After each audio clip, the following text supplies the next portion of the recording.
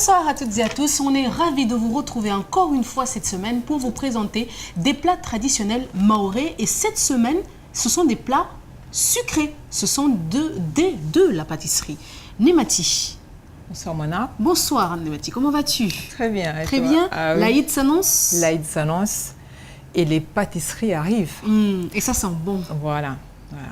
Et ce soir, parce que c'est toi qui as décidé de nous présenter ce dessert et pourquoi? Ah oui. Eh oui. Zalbia. Ah oui. Zalbia s'annonce sucré. Et on a commencé à faire les pâtisseries parce que l'Aïd, les femmes concoctent leur mets, les pâtisseries 2-3 jours avant l'Aïd pour ne pas se faire prendre par la lune, par la lune qui apparaît et on nous annonce l'Aïd alors qu'on n'a pas préparé. Donc on prend 2-3 jours avant, on commence à préparer les pâtisseries, tout ça. C'est ce qu'on a fait cette semaine pour vous présenter les pâtisseries. Et aujourd'hui, c'est Zalbia. Zalbia. Alors, comment on fait le Zalbia? C'est énigmatique. Oui, c'est des escargots, des petits escargots, des mosquitos, comme tu dis. Voilà. Donc, de quoi avons-nous besoin? On a besoin de la farine, de l'eau.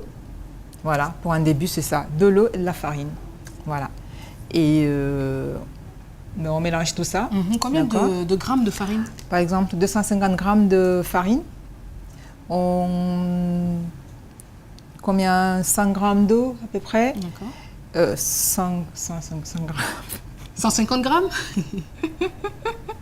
D'accord. Voilà. Et mélanger tout ça avec un fouet ou dans le mixeur pour faire partir les grumeaux. Et après, vous avez une pâte consistante. Bon, il y a plusieurs façons de le faire. Il y en a qui laissent fermenter, qui laissent monter, reposer quelques heures, voire toute la nuit. Il y en a qui le font rapide avec levure et on y va. Il y en a qui laissent quelques heures, 2-3 heures. Et l'essentiel, c'est de pouvoir travailler la pâte, voilà, qu'ils puissent faire des petits escargots ou des Mais palmiers. avec quoi? Tu sais, je me rappelle nos grands-mères avec avec la noix, la coque de coco. La coque de noix de coco cassée, coupée très bien et bien nettoyée, taillée, voilà. enlever. Bien poli. Bien poli. Il faut enlever la pulpe déjà, et enlever tout ce qu'il y a à l'extérieur. Et on fait un petit trou. On fait un petit trou, voilà. Et après on bouche le trou et on met la pâte et dans la friture bien chaude et on joue aux gamins, on joue aux enfants et on fait des formes. Mais là, vous faites les formes que vous voulez. Des cœurs. Des cœurs. Des étoiles. Des étoiles. Des spirales. Des spirales, des absolument. triangles.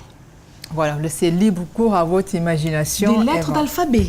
Pourquoi pas? Pourquoi pas? Les enfants, ça pourrait leur donner envie d'en manger. Des petits mots, je t'aime, maman, papa, patati, patata. Et après, quand c'est fini, vous les enlevez, vous les mettez dans une passoire pour faire égoutter l'huile. Et vous préparez un sirop où vous mettez cardamome, les épices que vous voulez. C'est-à-dire du sucre et de l'eau. Du sucre et de l'eau pour faire, pas caramel, le sirop, voilà, du sucre et de l'eau pour faire le caramel. Et après, vous les sortez de la friture bien chaud et vous les trempez directement pour bien les caraméliser, bien les figer, les cristalliser. Donc vous les mettez dedans et après vous les mettez dans une passoire pour faire égoutter l'excès de sirop de sucre. Et après, vous pouvez mettre du sésame dessus, vous pouvez mettre du sucre glace, d'accord? De la cannelle. De la cannelle. Vous mettez ce que vous voulez. Là, j'ai un peu de sésame. Des sésames, vous les mettez dessus et ça marche.